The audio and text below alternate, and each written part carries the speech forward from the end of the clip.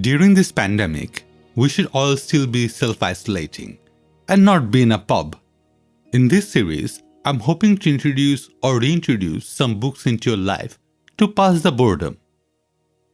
Today's recommendation is Sir Arthur Conan Doyle's timeless creation, Sherlock Holmes.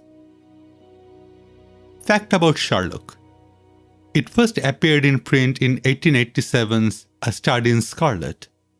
As Doyle was writing Sherlock Holmes, this small thing called World War happened. Sir Doyle lost his brother and his son in the Great War. When he returned to writing Sherlock Holmes stories after the war, he created significant new character traits for Holmes and Watson. These are the final set of 12 short stories where we see Holmes' human traits. Well, timing of this means the original 4 novels and 44 short stories are in public domain. You can create your own fanfiction based on that Sherlock, and obviously, you can legally download these books to read. So everything I recommend today is free online. I'll try to remember to put some links in description from where you can download Sherlock Holmes books from. Suppose you are under some rock and don't know this character Sherlock Holmes. Well, allow me to gush over it. Sherlock Holmes is a fictional character who refers to himself as a consulting detective in the stories. Holmes is known for his proficiency with observation, deduction, forensic science, and logical reasoning that borders on the fantastic when he employs when investigating cases for a wide variety of clients including Scotland Yard. Another fun fact, in the stories, Sherlock resides in 221B Baker Street. Though that address did not exist when the stories were first published, letters begin arriving to the large Abbey National Building, which first encompassed that address almost as soon as it was built in 1932. Fans continued to send letters to Sherlock Holmes. These letters are now delivered to the Sherlock Holmes Museum. Some of the people who have sent letters to 221B Baker Street believe Holmes is real. Members of the general public have also believed Holmes actually existed. In a 2008 survey of British teenagers, 58% of the respondents believed that Sherlock Holmes was a real individual. The first 2 Sherlock Holmes stories, the novels A Study in Scarlet, 1887, and The Sign of Food, 1890, were moderately well received, but Holmes first became widely popular early in 1891, when the first 6 short stories featuring the character were published in the Strand magazine. Holmes became very popular in Britain and America. In fact, the character was so popular that in 1893, when Conan Doyle killed off Holmes in a final battle with the criminal mastermind Professor James Moriarty in The Final Problem, as Conan Doyle felt that his literary energy should not be directed too much into one channel. The strongly negative response from readers was unlikely any previously public reaction to a fictional event. The Strand reportedly lost more than 20,000 subscribers as a result of Holmes' death.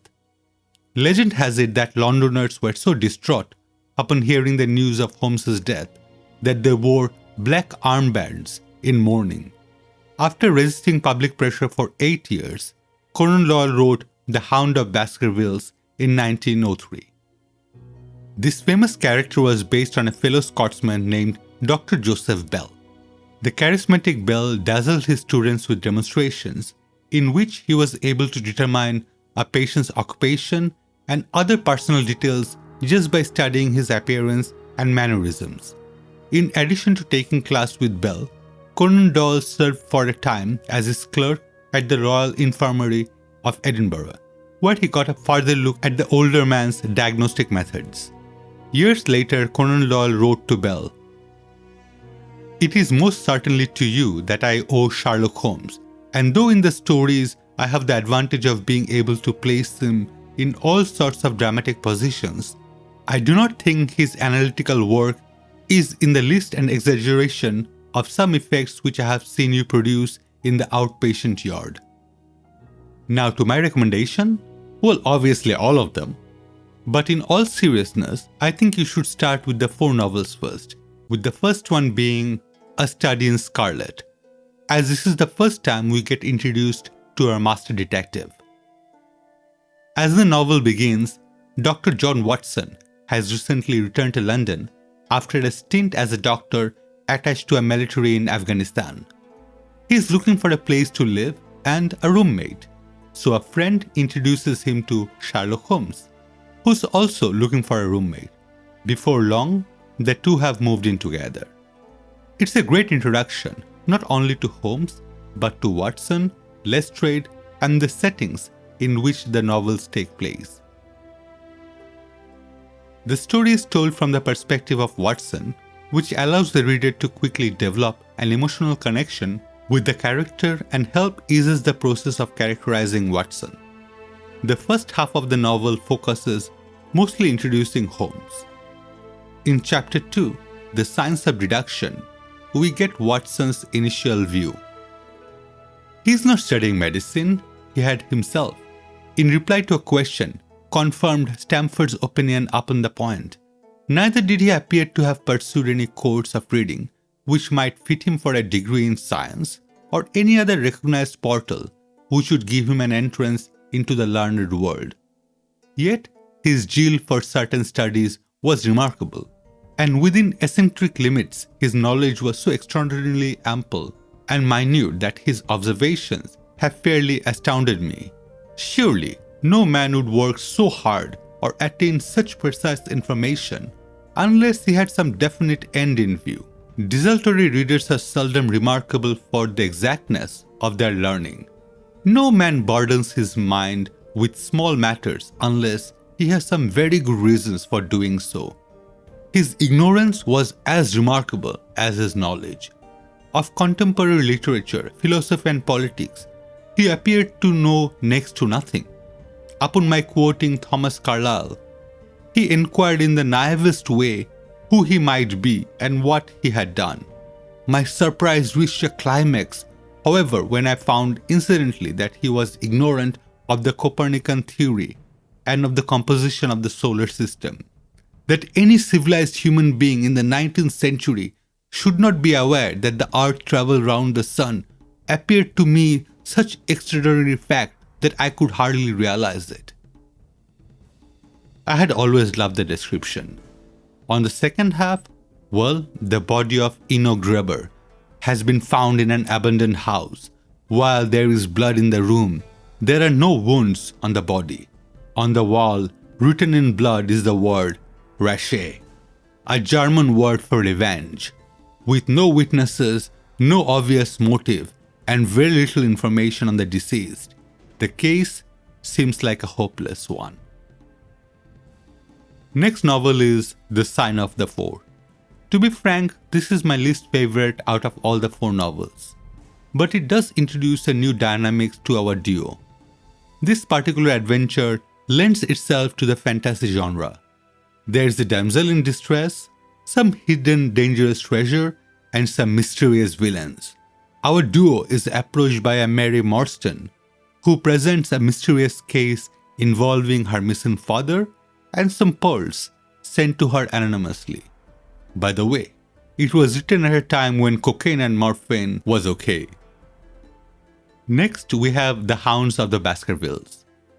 The death, quite suddenly, of Sir Charles Baskerville, in mysterious circumstances, is the trigger for one of the most extraordinary cases ever to challenge the brilliant analytical mind of Sherlock Holmes.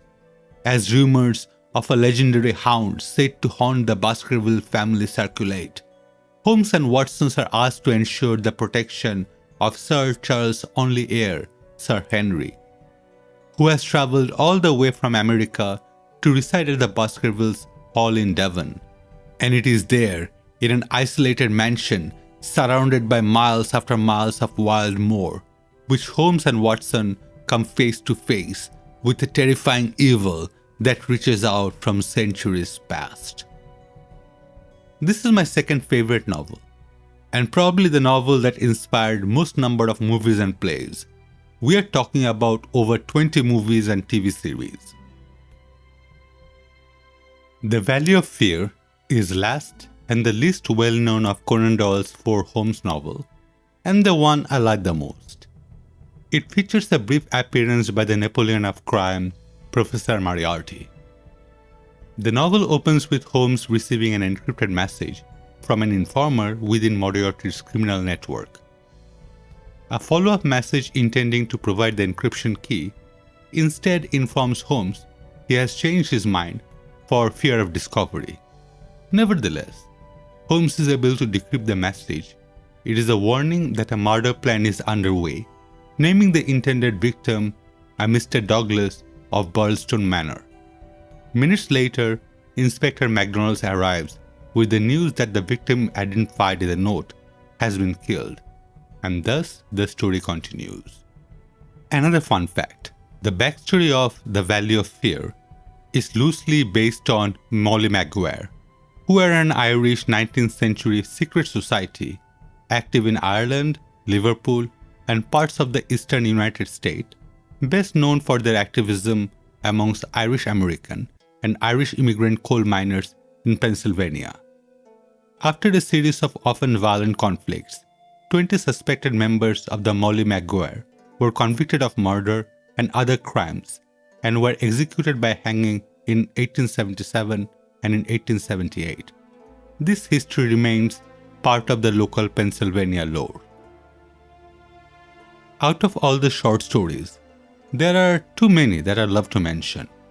I will, however, mention The Adventures of the Dancing Men, which made me fall in love with encryption.